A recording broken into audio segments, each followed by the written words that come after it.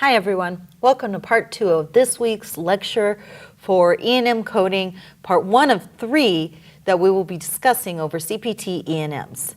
Okay, so now we've already discussed how to identify an E&M, what the location and types of service, as well as types of E&Ms. There's a lot more in your book that goes over the specific types, so make sure that you read that because it does go over very specific and unique situations and identifying where you're at.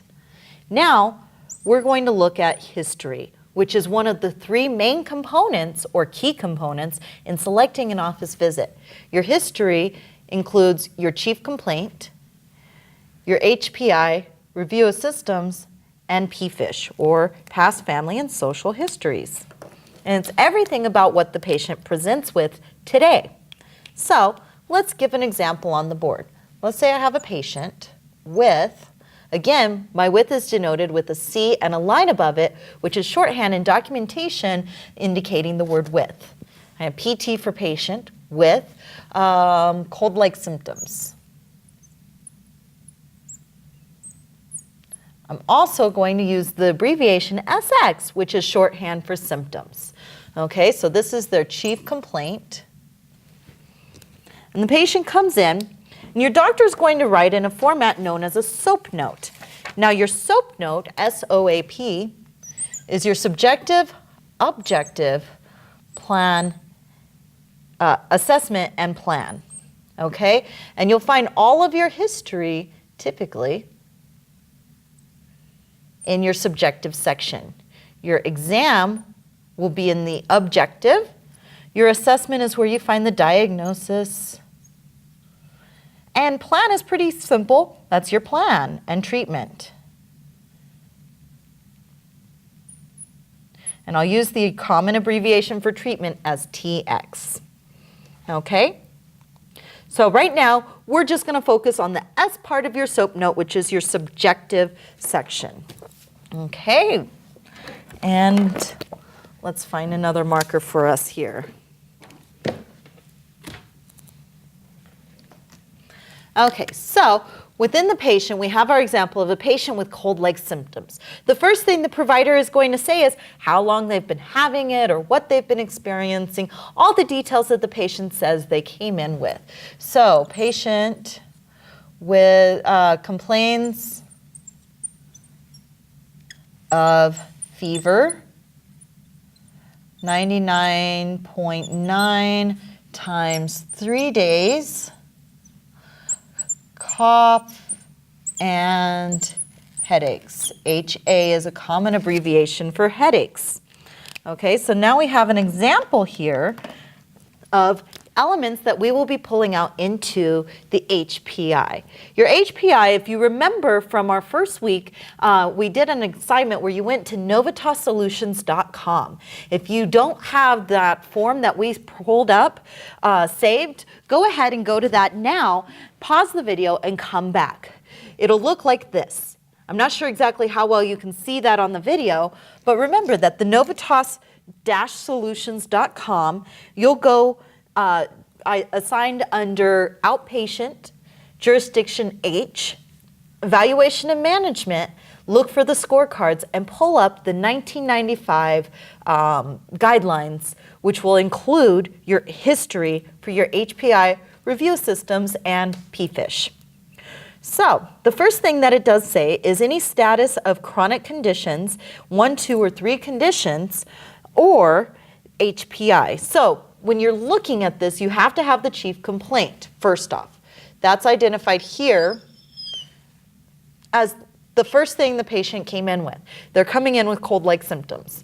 That's their chief complaint. Normally it's the first sentence. Sometimes it's denoted by CC for chief complaint. Sometimes it's more specific than that, but it does have to be listed. Then we say, are there a status of 3 or more chronic conditions? In this example, no. There's no chronic conditions being evaluated according to this HPI. So we would then look at how many HPIs are there. We have 1 or 2, which is our problem focused in most cases. We'll talk a little bit about that in a minute. 3, which is expanded problem focused, or 4 that is detailed. Okay, so let's look at this.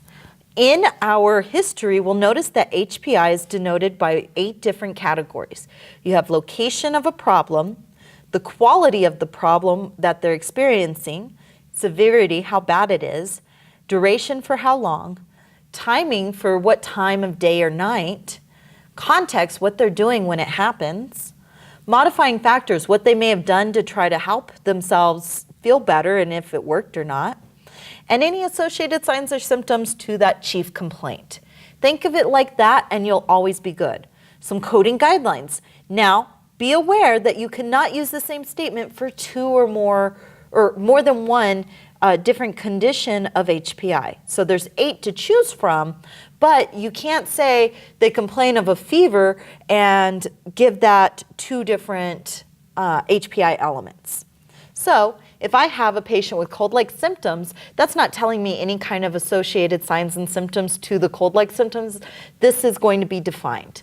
And when I complain of a fever of 99.9, that as a statement can be used. A fever of 99.9, I would consider as quality. And so I'm going to put a Q for that because we're telling you what kind of fever. It's a 99.9. Okay? Quality is also used for things like sharp pains or dull pains or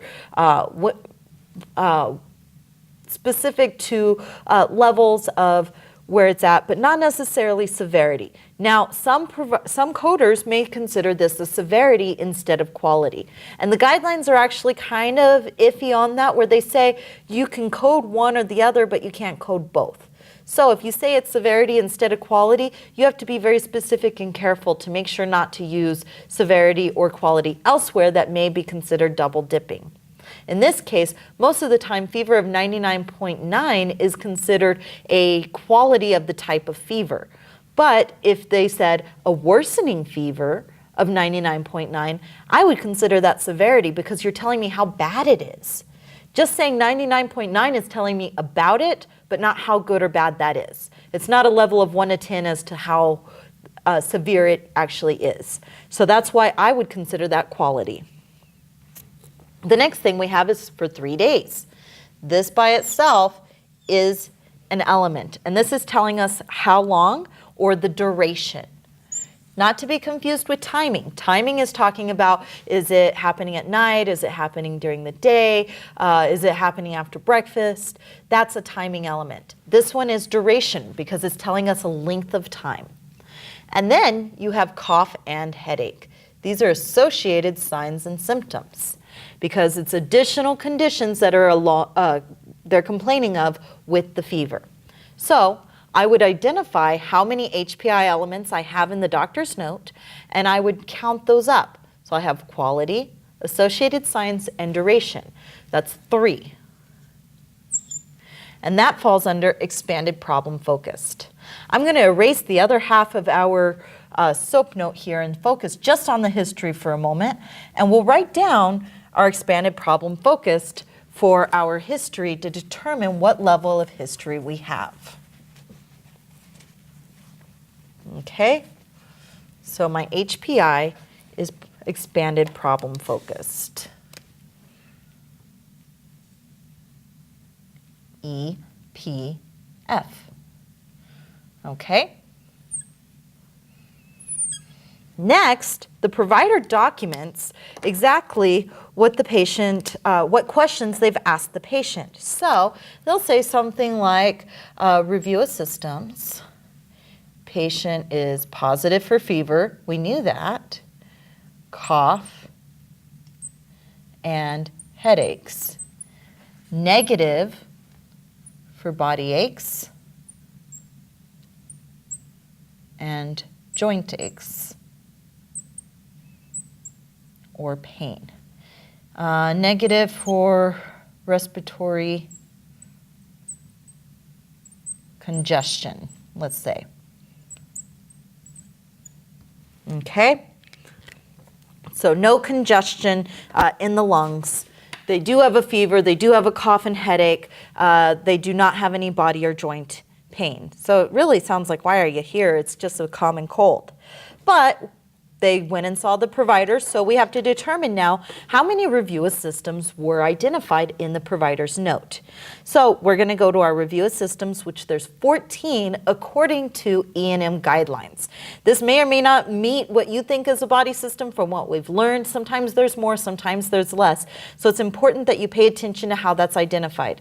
You have constitutional, which is your overall appearance, your overall weight loss, and things like fever will fall under constitutional. You have eyes, which aren't identified here, ears, nose, mouth, and throat. If we had said nasal congestion, we would have had that, but they didn't. Cardiovascular, which is not indicated. Respiratory, which is. Okay. GI, which is not. GU, genital urinary, which is not. Musculoskeletal, which actually is, because they mentioned about joint and body pain. Okay, so we have MS. Also, your headache is part of that constitutional, just so FYI. And your cough is part of that respiratory. And it may not always be documented together, so keep that in mind. Integumentary, which is anything in the skin. Neurological, psychological, endocrine, hemo and lymphatic, any allergies or immunos, and all others. The all others denotes that there's a statement from the provider after they've indicated all the questions they've asked, and then they said all others are all other review systems reviewed and are negative. That's a statement that the provider can make if they have like a little review checkoff sheet. In this case, we did not have that. So we would look and say, how many review systems did we have? We had constitutional, musculoskeletal, and respiratory. So for review systems, we had 3. And if we look over here, for 2 to 9, that's extended, okay? And I wrote the word detailed here earlier, so let me fix that. 2 to 9 is extended.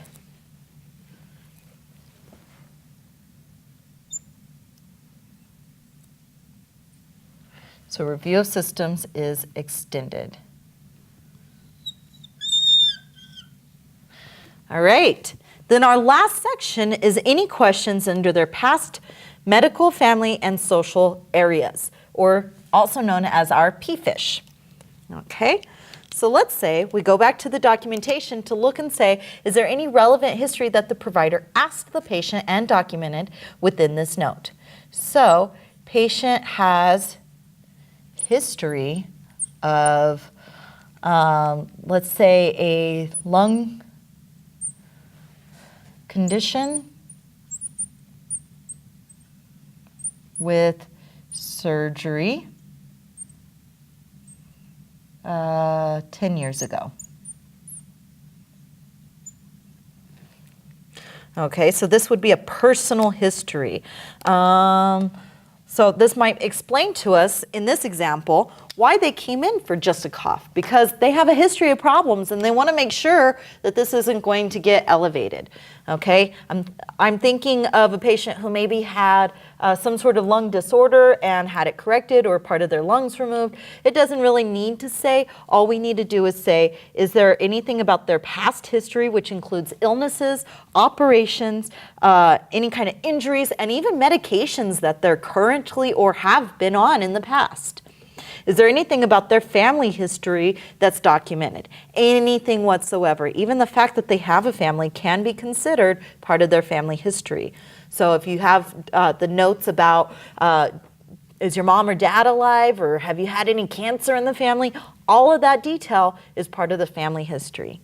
And then social history are questions about what they do with their lives. Do they drink? Do they smoke? What kind of job do they have? What kind of activities do they participate in? Where do they go to church, or do they have any religious affiliations?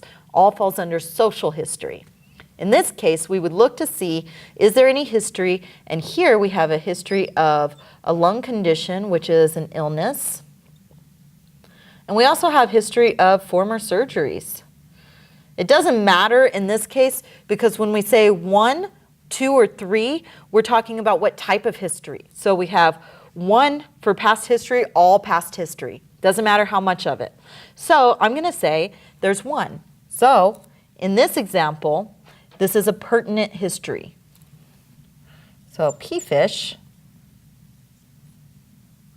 is going to apply towards personal, 1 type, and this is pertinent. And I'm going to make sure I spell this correctly. N-E-N-T. Ooh, that marker. Okay, so now we have, from our note, all 3 parts of the history, including our chief complaint, and we can determine the level of history based off of this information. So it's really important that you use the scorecards as you're doing this, because you're going to now use that scorecard to determine the type of history, which will then be translated to your E&M code. I know it seems like a lot, but I believe in you guys, so bear with us. Okay, we look at our type of history, and we say on the scorecard, and I'm looking again at the 1995 scorecard for evaluation and management, and I'm going to look at the history here, and I'm going to say, okay, my history is extended, problem-focused, or brief. Okay, so I had that wrong. So it's good that I always look at this. HPI is going to be brief for 1 to 3. Okay, so forget this here. Brief. Okay. And that's going to fall under expanded problem-focused history at the very bottom. When I read that, my review of systems is extended at 2 to 9. That is correct because I had 3. And my family history, or PFSH, is 1 for pertinent, which is a detailed level. So both of these 2 will fall under detailed level. This one falls under expanded problem focus, which is why we had that EPF earlier. Okay, so when I look at this together, I'm going to take all 3 of these and I'm going to say, what does it fall under? So I have HPI, ROS, and PFSH. And when you look at it across, you have different rows. Let me pull this up so you can see it a little better. Okay, you have problem-focused, expanded problem focus, detailed, and comprehensive. Okay, HPI we had was brief, which fell under expanded problem focused. Review of systems was extended, which fell under detailed. And the PFSH was pertinent, which also fell under detailed in this example. Now to select our history, we have to meet all the levels. So when I have these higher check marks, I also include the lower check marks. So if I have an expanded problem-focused HPI, then I also have a problem-focused. If I have a detailed review of systems, I also have expanded problem-focused and problem-focused because I had to meet each of those in order to get to a detailed. Likewise, on the PFSH, if I have a detailed past family and social history, I have to have expanded problem-focused and problem-focused in order to get to detailed. And so I'm going to line them up like that so I can see all of it in a row and say which one has 3 in the same category that is the highest. That's going to be expanded problem focused. And so for this example, my history is expanded problem focused. Go ahead and check out some of the activities we have this week, and I'm sure I'll have some questions that we'll go over in Coding Clinic in our Coding with Miss Melanie segment posted later this week. That's all for today, guys. Until next time.